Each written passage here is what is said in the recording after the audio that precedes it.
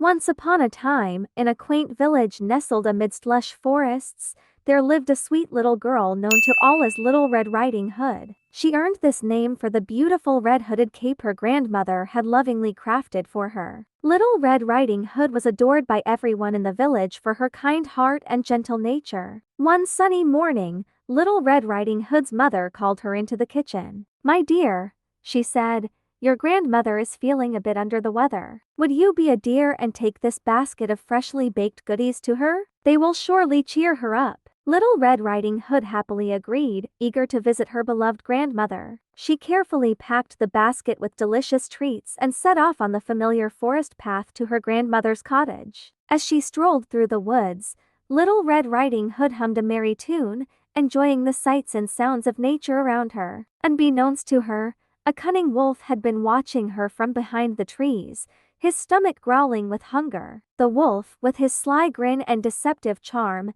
approached Little Red Riding Hood. "Good day, dear girl," he said, his voice smooth as silk. "Where might you be off to on this fine day?" "How lovely," said the wolf, his eyes gleaming with hunger. "And where does your dear grandmother live?" Little Red Riding Hood innocently revealed the location of her grandmother's cottage. Unaware of the danger she was in, the wolf, with a wicked grin, concocted a plan to reach the cottage before her. "I must be going now," said Little Red Riding Hood, bidding the wolf farewell as she continued on her way.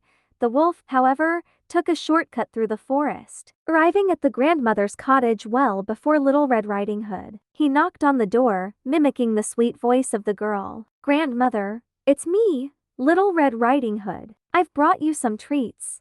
The unsuspecting grandmother, who was feeling too weak to get out of bed, called out, "Come in, my dear." With a sly smile, the wolf entered the cottage, his eyes fixed on the delicious treats laid out in the basket. In a swift motion, he devoured the goodies, leaving nothing behind but crumbs. Just then, Little Red Riding Hood arrived at the cottage, her heart filled with joy at the thought of seeing her grandmother. She knocked on the door and entered, only to find the wolf lying in her grandmother's bed, disguised in her nightcap and shawl. "Grandmother, what big ears you have!"